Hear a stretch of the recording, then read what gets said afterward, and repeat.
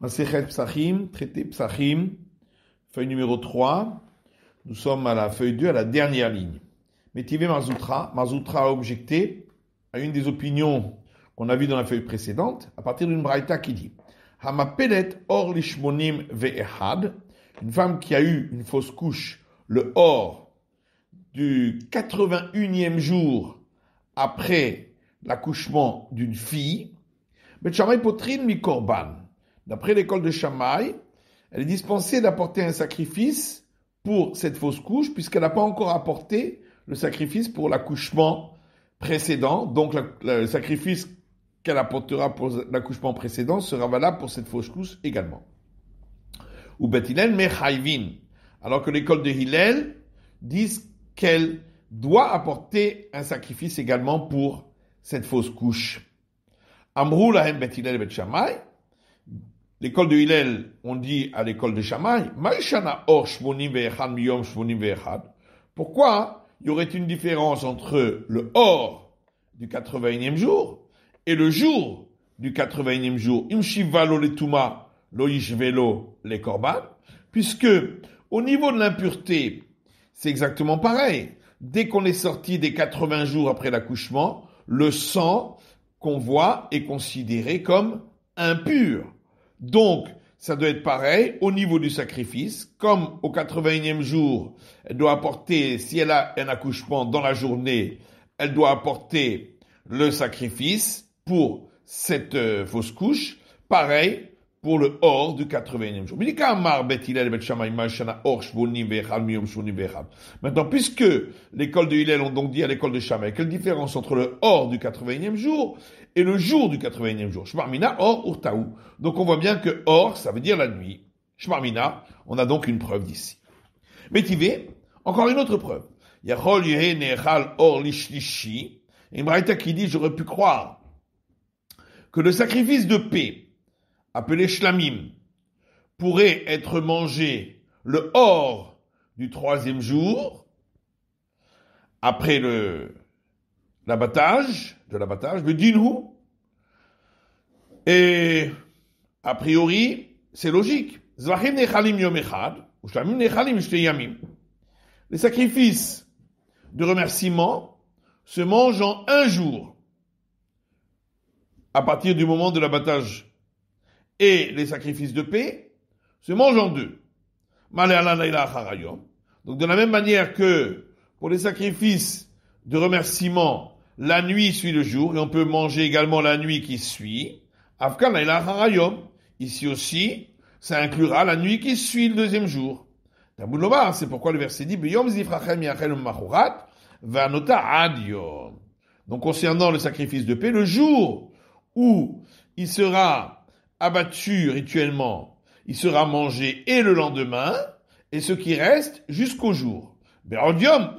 Pour m'apprendre que c'est seulement quand il fait encore jour qu'on peut le manger, mais on peut pas le manger le or du 3e jour. J'aurais pu croire qu'alors qu'on le brûlerait immédiatement, et c'eût été logique de dire ainsi.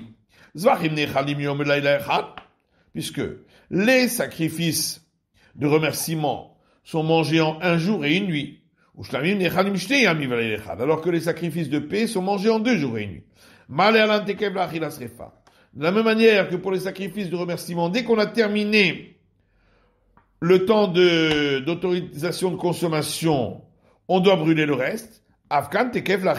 Ici aussi, dès qu'on a terminé le temps autorisé pour la consommation, le reste, on doit le brûler. C'est pourquoi le verset dit, ce qui reste de la chair du sacrifice le 3e jour sera brûlé au feu. Donc, on le brûle le jour, mais pas la nuit. Donc, puisque la braïta a commencé par dire, j'aurais pu croire qu'on peut le manger le or du 3e jour. Alma or urtaou. Donc, c'est bien que or ici, c'est la nuit. Shmarmina. Donc, on a bien une preuve d'ici. Tachema. Viens, écoute encore une autre preuve. Or, chez Yom Kippourim, le or du jour de Kippour, mitpalel sheva ou mitbadé. On fait une prière de 7 bénédictions et on s'y confesse. Shaharit, pour la prière du matin, Mitpalel Sheva, également 7 bénédictions, ou Mitvadé et la confession. Bemoussaf, pour la prière supplémentaire, Mitpalel Sheva, on dit également 7 bénédictions, Mitvadé et la confession. Bemincha, la prière d'après-midi, Mitpalel Sheva, on dit la prière des 7 bénédictions, ou Mitvadé et la confession. Be'arvit, la prière du soir qui suit Kippour, Mitpalel Me'en Shmona Asar. On fait une prière qui est le résumé des 18 bénédictions. Rabbi Chanina ben Gamliel Omer, Rabbi Chanina ben Gamliel dit, Mishum Avotav, au nom de ses pères, Mitpalel Shmona Asar Shlemot, on doit dire dans cette prière les 18 bénédictions entières, parce qu'on doit dire l'intercalation concernant la séparation entre le sacré et les profanes dans la bénédiction où on bénit l'Éternel qui nous a gracié du savoir. Alma or urtaou. Donc, on voit d'ici que le mot or veut dire la nuit. Shmarmina. On a une preuve encore d'ici. Tashma. Encore une autre preuve. L'Éternel de Shmuel, un enseignement du temps des maîtres de la Mishnah rapporté dans la maison d'études de Shmuel. Leile arba'a asar botkin et hametz. La nuit du 14, on recherche le hametz, les oraner, à la lueur d'une lumière. Alma or, urtaou. Donc, forcément, le mot or qui a été rapporté dans notre Mishnah, c'est bien la nuit, puisqu'ici c'est marqué la nuit. Et là, ben Ravuna ou ben Ravuda découle alma or urtaou. C'est pourquoi la Gemara dit en vérité, il n'y a pas de discussion entre Ravuna et Rav Yuda. Tout le monde est d'accord que or veut dire la nuit. Vela pligué, donc ils ne discutent pas là-dessus. Marquiatré ou marquiatré. Cependant, chacun a traduit selon l'expression de sa région. Ravuna karun naghe, batré de Ravuna karun naghe. Dans la région de Ravuna, la nuit est appelée naghe. C'est pourquoi il a employé le terme de naghe qui ne veut pas dire jour comme on a cru, mais nuit. Au batré de Ravuda karun lélé. Et dans la région de Ravuda, la nuit est appelée lélé. Maintenant, pourquoi l'auteur de notre Mishnah n'a pas employé le terme lélé qui veut dire nuit? Pourquoi il a employé le terme or qui veut dire lumière? Il a voulu employer un langage propre, un beau langage. Pourquoi il a préféré parler de lumière? Mais qu'il est Rav Yehoshua ben Levi, comme a dit Rav Yehoshua ben Levi, Rav Yehoshua ben Levi, comme je l'ai dit, l'olam al yotzi adam davar migouné mipiv. Un homme ne doit jamais sortir une parole impropre ou honteuse de sa bouche. Puisque le verset a rajouté 8 lettres, velorotsi d'avoir megouné mipiv, pour ne pas sortir une parole impropre, honteuse. Chez Neymar, comme il est écrit dans le verset, mina bema teora ou mina bema sherenena teora, des animaux, de l'animal domestique pur et de l'animal domestique qui n'est pas pur, alors qu'on aurait pu dire qu'il est impur. On a préféré dire un beau langage. Rav Papa Amar Tesha. Rav Papa dit, on trouve même que le verset a pu rajouter 9 lettres pour cela. Chez Nema, comme il est écrit, quand il y aura parmi toi un homme qui ne sera pas pur d'un accident de la nuit, on aurait pu dire qu'il est impur. Ravina Amar Aeser. Ravina dit, il y a même 10 lettres en plus ici. Vav de Tahor, parce que le mot pur qui est employé ici, il a même un vav en plus dans le mot, donc ça fait 10 lettres. Ravacha bar Yaakov Amar Shesh Esrei. Ravacha bar Yaakov dit, on trouve même que le verset a rajouté 16 lettres pour cela. Chez Neymar, comme il est écrit un verset dans Samuel. Qui Amar Mikrehu, car il a dit, c'est un accident, Bilti Tahorhu, il n'est pas pur, Kilo Tahor, car il n'a pas de pureté. Il aurait pu dire qu'il est impur, tout simplement. Tanya de Rabbi Ishmael, et une braïta de la maison d'études de Rabbi Ishmael. Léolam et sa Adam Belachon de Kia. Un autre jour parlait un langage propre. Sharebezav Kerao Merkav. Car concernant l'homme impur d'un écoulement de gonorrhée, on a parlé de l'endroit où de la selle sur laquelle il chevauche. Beisha Kerao Moshav. Alors que pour la femme qui a un écoulement, on l'a appelé siège, on n'a pas parlé de chevaucher, pour ne pas parler pour la femme d'écarter les jambes. Veomer, et il est dit d'ailleurs encore, Vetifrar le shon arumim. Tu dois choisir des paroles des gens intelligents. Veomer, et encore un autre verset, Vedaat sefatai barur millelu. Et la connaissance, mes lèvres la prononcent avec un langage pur. Maï Veomer, pourquoi on rajoute un verset? Parce que j'aurais pu croire, quand on a dit que on parle toujours un langage propre, c'est uniquement dans la loi écrite. Mais pour le langage des rabbiniques, pas forcément. Tashma ve'omer ve'tifra l'shon arumim. C'est pourquoi on rapporte un verset où il est dit, tu choisiras le langage des intelligents. Il s'agit ici du langage rabbinique. Vechitema, et si tu vas dire oui, bon, ok, alors ça c'est pour les paroles rabbiniques, mais pour des paroles profanes, on n'a pas besoin.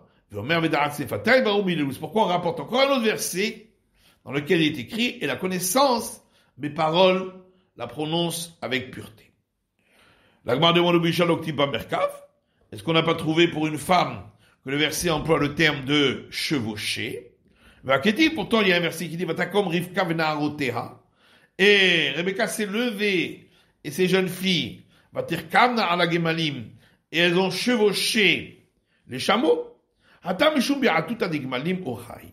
Là-bas, c'est pour t'apprendre que, du fait de la peur, lorsqu'on est tout en haut d'un chameau, c'est pourquoi c'est autorisé pour une femme de chevaucher en écartant les jambes. Vaketiv, pourtant, il y a un autre verset où il est écrit et Moïse a pris sa femme et ses fils et il les a fait chevaucher sur l'âne. Là-bas, c'était pas un chameau. Hata mishum banav. Là-bas, quand c'est écrit le terme chevaucher, c'est pour les fils. Ou chaou, pour eux, c'est habituel, autorisé. Vaketiv.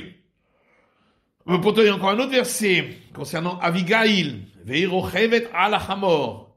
Et elle chevauchait un âne. Là-bas, étant donné qu'il y avait la crainte de la nuit, donc c'était habituel et autorisé. Ou bien si tu veux, je peux dire encore une autre réponse. De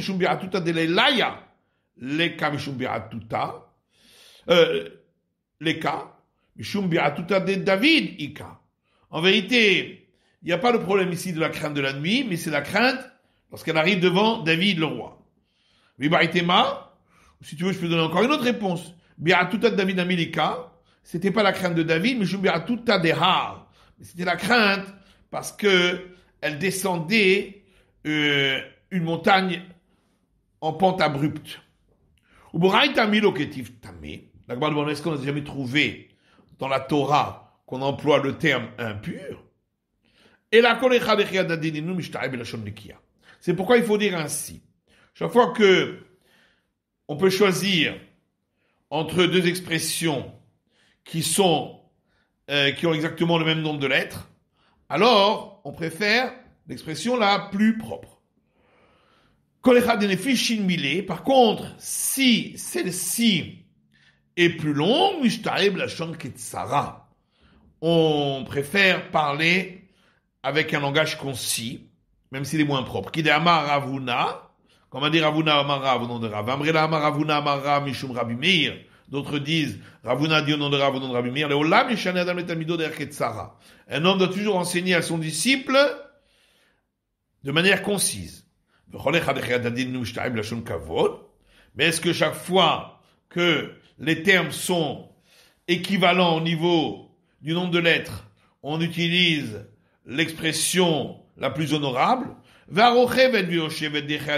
Pourtant, concernant Abigail, où on a dit elle chevauchait, on aurait pu dire elle était assise, c'est exactement le même nombre de lettres. Et on nous a dit elle chevauchait, alors qu'il n'y a rien à apprendre de ce verset, du fait que c'est marqué chevaucher. Et là, répond au chevet ketiv, là-bas c'est marqué chevaucher, mais sans vav. Donc ça fait une lettre en moins. Hanoutre talmidé d'avou yadve kameh de Rav. Alors il y avait deux disciples qui étaient assis devant Rav. L'un a dit, cette règle-là m'a rendu comme une autre chose, il voulait dire un cochon fatigué. Et l'autre a dit, cet enseignement m'a rendu comme un chevreau fatigué. Rab n'a pas voulu parler avec le premier qui a employé, qui a fait référence à un animal sale. Hanoutre Talmidé, David Kameh de Hillel. Il y avait deux disciples qui étaient assis devant Hillel. L'un d'eux était Rabban Yochanan ben Zakkai. D'autres disent ils étaient assis devant Rébi. Et l'un d'eux était Rabbi Yochanan. L'un a dit, pourquoi est-ce que on cueille les raisins avec pureté et on ne cueille pas les olives en faisant attention de le faire avec pureté? Khadamar et l'autre a dit, pourquoi est-ce qu'on cueille les raisins en faisant attention à la pureté? Ou moskin betuma. Et lorsqu'on cueille les olives, on peut les faire même dans l'impureté. Amar, alors le maître a dit, Muftachani baiser chez Mori au Rab Israël. Je suis certain que le premier qui a employé un langage propre sera un maître qui enseignera les règles de la Torah pour Israël. Effectivement, pas longtemps après, il est devenu un maître qui a enseigné les règles à Israël. Il y avait trois prêtres. L'un a dit aux autres, j'ai reçu des pains de proposition, le volume d'une fève. L'autre a dit, j'ai reçu le volume d'une olive. Et le troisième a dit, j'ai reçu le volume d'une queue de crapaud. On a fait une enquête sur le dernier qui avait parlé un langage sale, et on lui a trouvé une trace d'invalidité dans la fonction de la prêtrise du fait de sa généalogie.